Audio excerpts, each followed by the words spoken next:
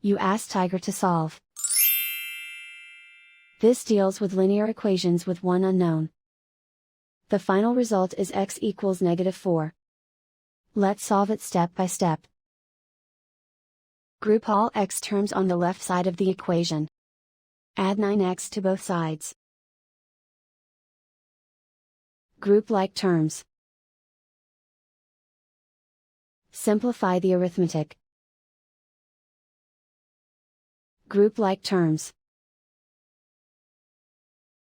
Simplify the arithmetic. Group all constants on the right side of the equation. Subtract 6 from both sides. Simplify the arithmetic.